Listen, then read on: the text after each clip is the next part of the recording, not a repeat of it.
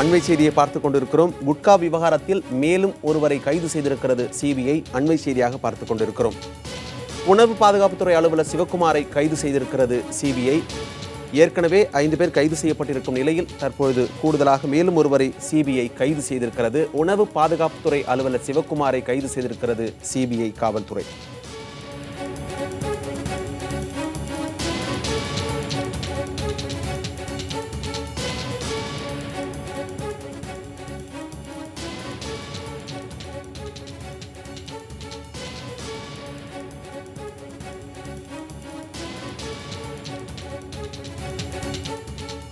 குட்கா விவகாரத்தில் மேலும் ஒருவரை சிபிஐ கைது செய்திருக்கிறது. கூடுதல் விவரங்களை செய்தியாளர் முகேஷிடம் கேட்டெல்லாம். முகேஷ், விவரம் என்ன? மணிமாறன், குட்கா ஊழல் தொடர்பாக ஏற்கனவே 5 பேர் கைது செய்யப்பட்டிருக்கிறார்கள். குட்கா கிடங்கு உரிமையாளர் மாதவராவ் உள்ளிட்ட 3 பேர்களும், அதே போல உணவு பாதுகாப்புத்துறையை சேர்ந்த அதிகாரி செந்தில் முருகன் மற்றும் கடல் வரியை சேர்ந்த NK பாண்டியன் ஆகியோர் கைது செய்யப்பட்டிருக்கிறார். இவர்கள் 5 பேரும் நீதிமன்ற காவலில் தற்போது இருந்து வருகின்றனர். இவர்களை காவலில் எடுத்து விசாரித்து சிபிஐ விசாரித்த சிபிஐ தற்போது மீண்டும் புலன் சிறையில் அடைத்து அவர்களுக்கு நீதிமன்ற காவல் நீட்டிக்கப்பட்டுள்ளது. இந்நிலையில தற்போது அவர்கள் குறித்த தகவலின் அடிப்படையிலும் குட்கா கிடங்கில் 2 நாட்கள் நடத்திய ஆய்வுகள் மற்றும் அங்கிருந்து கைப்பற்றப்பட்ட பொருட்களிலிருந்து விசாரணை தொடர்ந்து மேற்கொண்ட சிபிஐ போலீசார் தற்போது மேலும் ஒரு அதிகாரியை கைது செய்திருக்கிறார்கள். அவர் உணவு பாதுகாப்புத்துறையை சேர்ந்த அதிகாரியான சிவக்குமார் என்பவரை கைது செய்து தற்போது சிபிஐ நீதிமன்றத்தில் உயர்நீதிமன்ற வளாகத்தில் உள்ள சிபிஐ முதன்மை நீதிமன்றத்தில் நீதிபதி திருநீல பிரசாத் முன்பு ஆஜர்படுத்துவதற்காக கொண்டு வந்துள்ளனர். ஆஜர்படுத்தப்படும் பட்சத்தில் முதல் கட்டமாக 15 நாள் நீதிமன்ற காவலில் அனுப்புவதற்கான வாய்ப்புகள் அதிகமாக. முகேஷ், ஏற்கனவே கைது செய்யப்பட்டவர்களில் முக்கியமான அந்த மாதவராவ் உள்ளிட்ட சிலர் சிபிஐ காவலில் எடுத்து விசாரணை மேற்கொண்டனர். அதே போல இவரையும் காவலில் எடுத்து விசாரிப்பதற்கான வாய்ப்புகள் இருக்கிறதா? எத்தனை நாள் காவலில் எடுத்து விசாரிக்க கேட்டிருக்கிறார்கள்? நிச்சயமாக வாய்ப்புகள் அதிகமாக இருக்கிறது.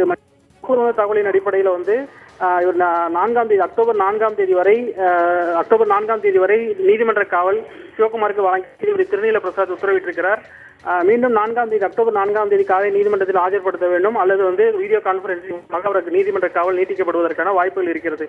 அதே சமயம் கடந்த முறை கைது செய்யப்பட்ட 5 பேரில் நீதிமன்ற காவல் 5 நாள் போலீஸ் காவல் கேட்டிருந்தார்கள். அது 3 நாள் கொடுக்கப்பட்டது. அந்த 3 நாளுக்கு முடிந்து நீதிமன்றத்தில் ஆஜர்படுத்தும் பொழுது மாதவராவ் மற்றும் சீனிவாசராவ் ஆகியோரை மட்டும் நாங்கள் காவலில் எடுத்து விசாரிக்கும்.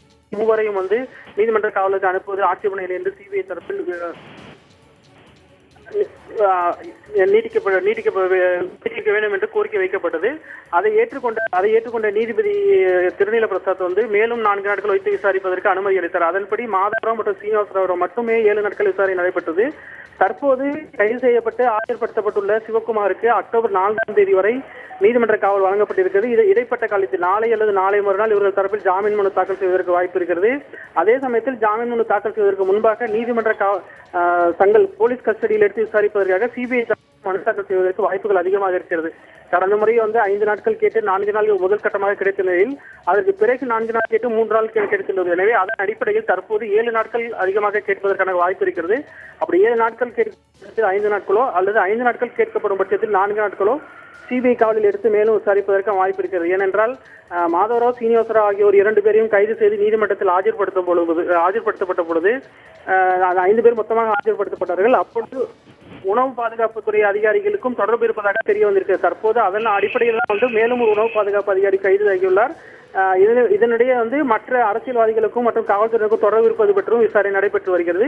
அதில் மேலும் சில கைது செய்யப்படும் பட்சத்தில் இந்த விசாரணையாளர் நீளுவதற்கான வாய்ப்பு இருக்கிறது. மணிமாறன், குட்கா விவகாரத்தில் மேலும் ஒருவர், அதாவது சிவக்குமார் என்பவர் கைது செய்யப்பட்டிருக்கிறார். கூடுதல் விவரங்களை வழங்கியமைக்கு நன்றி முகேஷ்.